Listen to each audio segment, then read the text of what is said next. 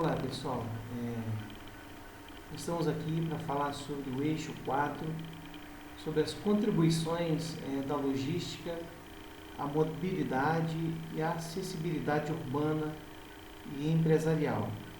Meu nome é Otamar de Oliveira, sou professor no curso de logística, eu tenho trabalhado conteúdo de gestão de compras, sempre no segundo período, e é um prazer estar aqui com vocês, falando sobre as contribuições da logística junto à mobilidade, né? Não tem como a gente não falar sobre mobilidade urbana sem falar sobre a lei 12.587, que fala sobre a lei de mobilidade urbana.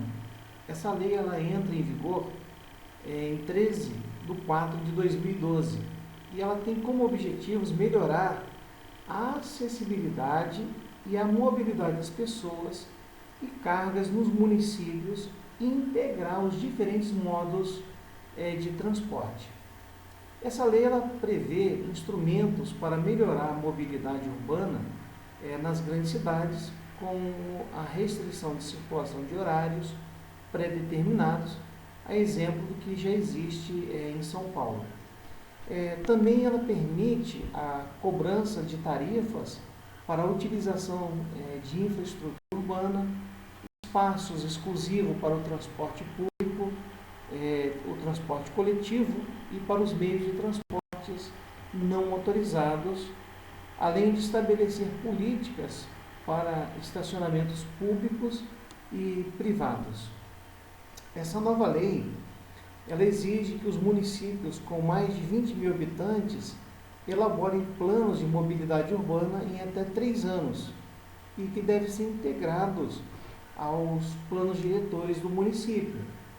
E atualmente essa obrigação é imposta a municípios com mais de 500 mil habitantes. As cidades que não cumprirem essa determinação, ela pode ter os seus repasses federais destinados à política de mobilidade urbana suspensos.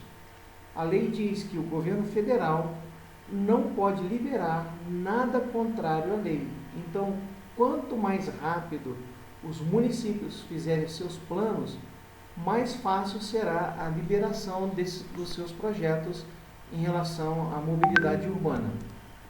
Bom, pensando nisso, gente, o que é mobilidade urbana? Então, mobilidade urbana, ela é a condição do deslocamento de um ponto a outro dentro de uma cidade, ok? Essa é a definição mais encontrada, mas também ela é a mais simplista, mais reducionista e literal, pois mobilidade é a capacidade de se mover e urbana, é claro, se refere à cidade, né? Então, uma mobilidade urbana, ela exige diferentes modais de transporte, né? Como exemplo da imagem que está aí na tela. Mas apesar da política nacional de mobilidade urbana, os esforços ainda, eles são muito tímidos. A Constituição Federal de 1988, a Constituição do Brasil, ela diz que a segurança viária compreende determinadas atitudes que irão assegurar ao cidadão o direito à mobilidade urbana eficiente. Esse é o artigo 144, parágrafo 10 do inciso 1º. A mobilidade urbana, ela também é infraestrutura, ou seja, é transporte público e mais. Só que tudo isso precisa ser pensado em conjunto, não tem como eu pensar só nos modais sem pensar na infraestrutura. A lei federal, aprovada em 2012, ela tem como objetivo corrigir esses problemas. Então, conforme nós já citamos, a lei número 2.587, que institui as diretrizes da Política Nacional de Mobilidade Urbana, ela vem tentando corrigir essa divergência, esse problema em relação à mobilidade nas cidades.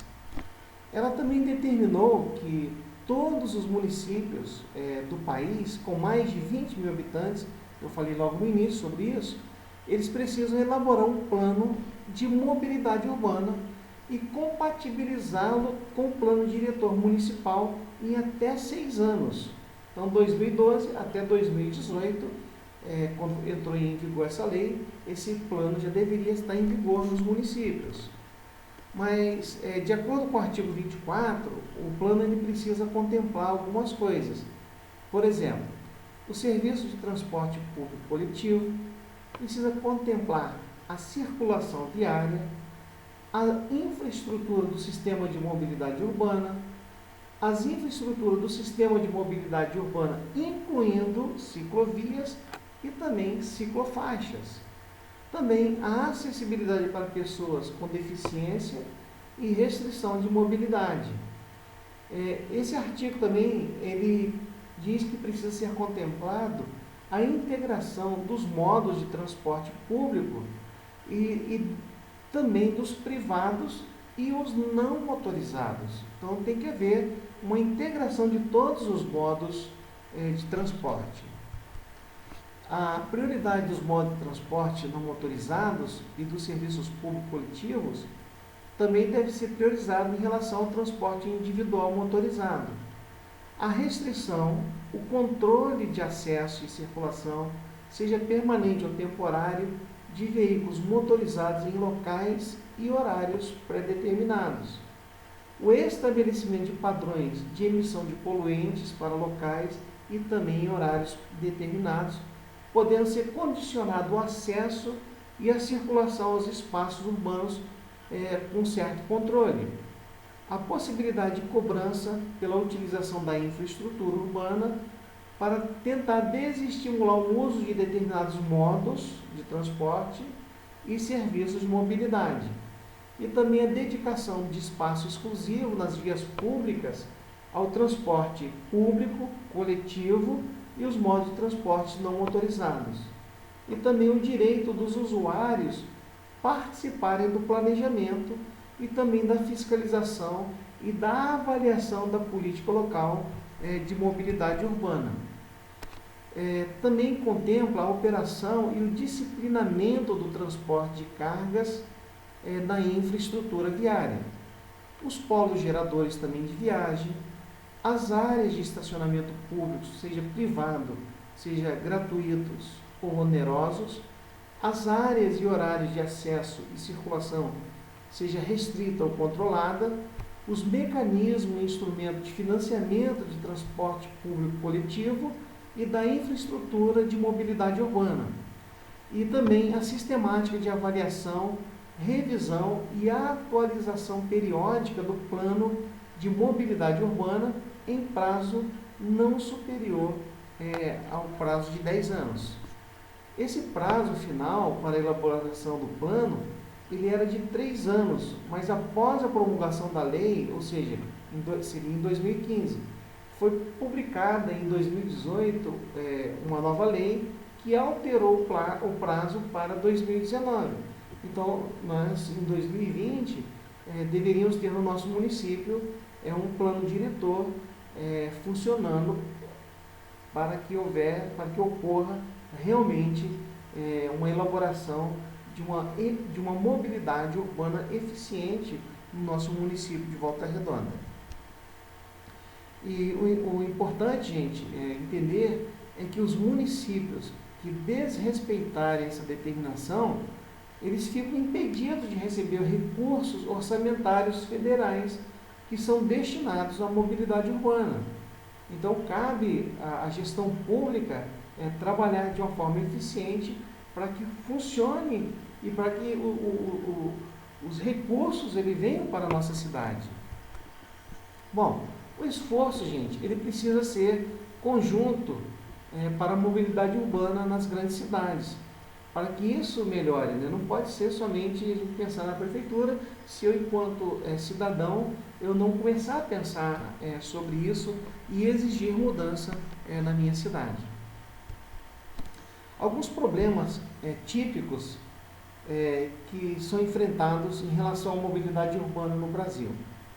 Veja comigo, o Brasil ele é um país que ele privilegia há décadas o investimento em vias para o tráfego de veículos automotores. Mas, apesar de todo esse investimento, nós podemos perceber que o trânsito ele não melhora, que os engarrafamentos eles ainda são frequentes. Isso se deve ao que podemos chamar de uma demanda induzida. O que seria isso? É um conceito segundo o qual maior o espaço para o tráfego dos automóveis vai gerar mais gente saindo com seus veículos. E vale lembrar que no início do século, o governo brasileiro incentivou a venda de automóveis com a isenção de impostos, o que fez com que a frota de automóveis no país disparasse. E enquanto isso, e até hoje, gente, tem sido feito empreendimentos do programa de financiamento habitacional popular Minha Casa Minha Vida, e que são lançados nas periferias, e muitas vezes sem comércio, sem escola, sem hospitais ou outros serviços próximos e que se tornam distantes dos locais, às vezes, do trabalho desses moradores. Esse cenário, ele aproxima o Brasil do modelo americano de dependência exagerada do automóvel. E isso gera uma desvantagem do Brasil possuir uma estrutura viária urbana e rodoviária bem inferior ao modelo americano. Os problemas de mobilidade urbana no Brasil, podemos dizer que eles não são poucos. E o grande desafio é pensar em um projeto de cidade que seja sustentável e que favoreça o deslocamento de forma inteligente e também de forma prazerosa para o usuário. Nós podemos trazer aqui alguns dados mundiais sobre a mobilidade urbana. De acordo com um artigo publicado na McKinsey & Company, líder mundial do mercado de consultoria empresarial, até 2030, 60% da população mundial viverá nas cidades. Hoje, esse percentual é de 50%. Então, nesse mesmo período, gente, mais de 2 bilhões de pessoas vão ascender à classe média, principalmente em cidades de países emergentes, e, é claro, como destaque para a China, e o Brasil também está nesse percentual. Então, a partir disso, espera-se que a venda dos automóveis eles disparem. Então, se em 2010 foram em torno de 70 milhões por ano, em 2025 a expectativa é que o número salte para 125 milhões de automóveis. Então, nós podemos perceber que a infraestrutura urbana atual ela não está preparada para suportar essa nova realidade. Até porque em muitas cidades ela já não suporta a quantidade atual de veículos. Podemos trazer algumas informações em relação à nossa cidade de Volta Redonda. A cidade de Volta Redonda, a frota dos veículos, ela aumentou no período de 2001 a 2015, 136%, enquanto a população no mesmo período cresceu 7,17%. Hoje, atualmente, o IBGE informa que Volta Redonda tem 98.821 automóveis, além de 16.240 motocicletas. Para a gente ter assim, uma compreensão desses dados do IBGE, a nossa área total é 182.105 km², informação de 2019. A nossa população estimada ela está em torno de 273.988 pessoas, dados de 2020. A nossa densidade demográfica é 1.412,75 habitantes por quilômetro quadrado. Então, Volta Redonda, com esses dados, eu posso afirmar que Volta Redonda tem um veículo para cada 2,7 habitantes. Olha, preste atenção no que eu estou afirmando. É possível transportar a população de Volta Redonda nos veículos particulares e ainda sobrariam vagas. Olha só, trafegar pelas vias de Volta Redonda se tornou uma tarefa das mais difíceis. No entanto, algumas delas, a situação é mais crítica. A exemplo da Avenida Amaral Peixoto, Avenida Beira Rio, Avenida Lucas Evangelista, Avenida Luçumeiro e assim vai por diante.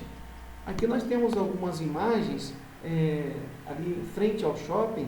Esse é o que nós percebemos, o nosso trânsito em Volta Redonda ali na Vila Santa Cecília. Avenida Amaral Peixoto, dependendo do horário, está ficando impossível de trafegar. Uma imagem aérea da Vila Santa Cecília, nós estamos com dificuldade, às vezes, de estacionamento público. Temos ali a imagem, mostra estacionamento privado, como da Cúria Diocesana, também está cheio de automóveis. Próximo à nossa faculdade, a FASF, quero parabenizar a prefeitura, né, quando fizeram a Moa Inglesa, facilitou muito a entrada e a saída, mas mesmo assim a gente pode perceber que em determinados horários o trânsito ali ele se torna muito lento. Isso devido ao número dos modais, principalmente automóveis e motos em alguns horários de pico aqui nessa região do Jardim Amália. Aqui é a rua do Jardim Amália também, né?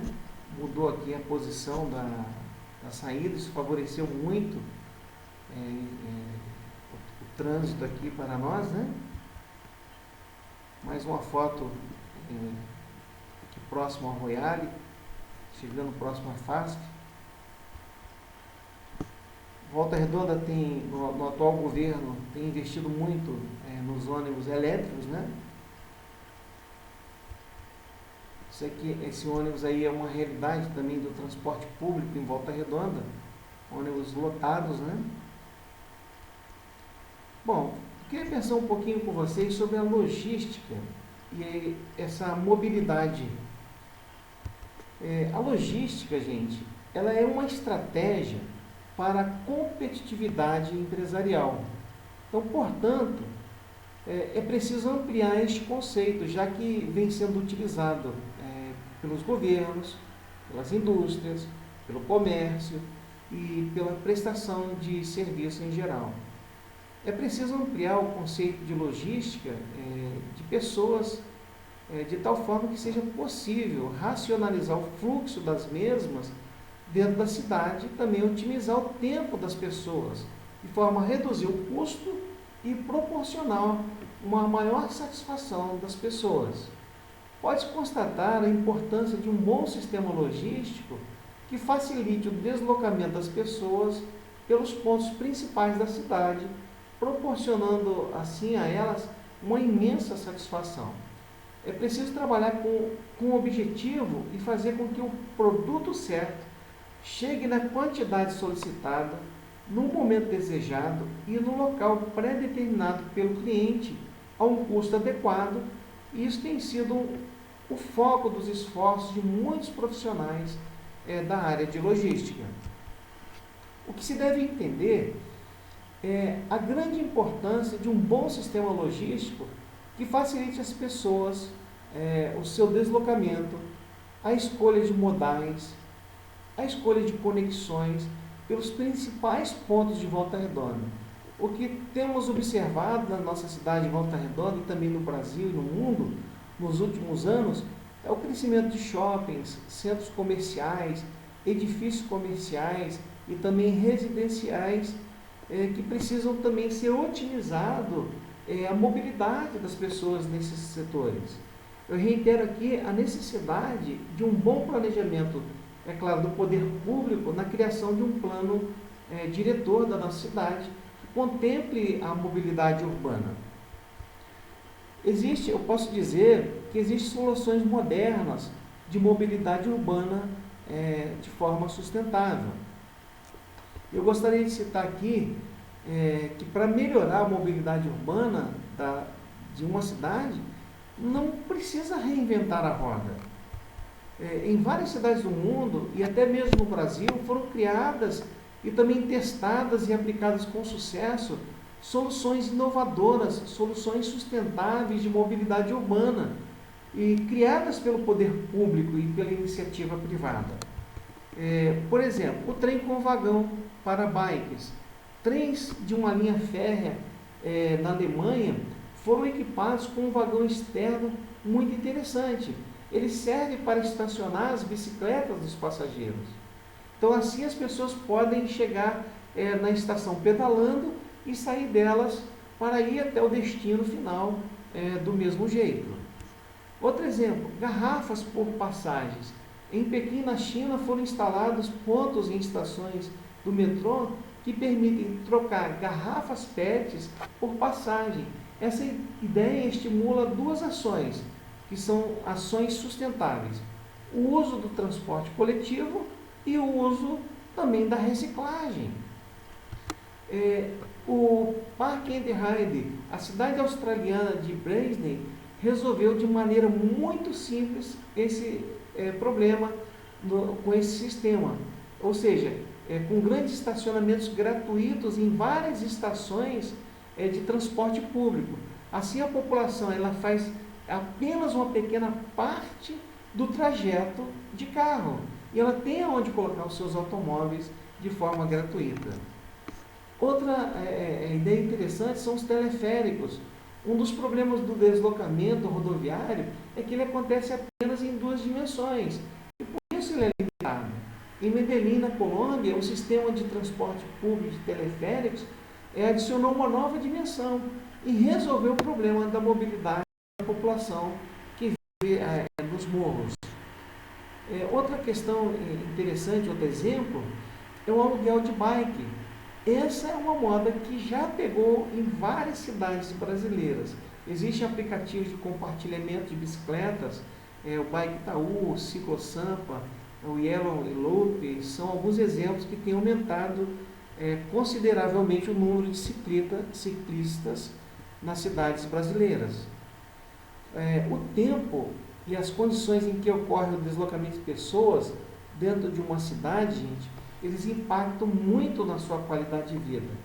Então, apesar do número das empresas que adotam o modelo de home office estar crescendo, principalmente nesse tempo de pandemia, a dinâmica dos grandes centros urbanos sempre vai estar intimamente ligada ao movimento. Então, é preciso pensar e repensar sobre a mobilidade urbana. É preciso investir em melhores práticas de mobilidade. E isso tem que subir na lista, é claro, da prioridade do poder público. Na realidade, eu digo que não apenas no poder público, mas na população em geral, pois essa é uma questão de interesse de todos. Motoristas, passageiros de transporte coletivos, pedestres, ciclistas e muito mais. Bom, quem nunca sofreu com um longo congestionamento ou se viu consumido de raiva por tanto atraso de um ônibus, não é verdade? Então isso precisa ser repensado.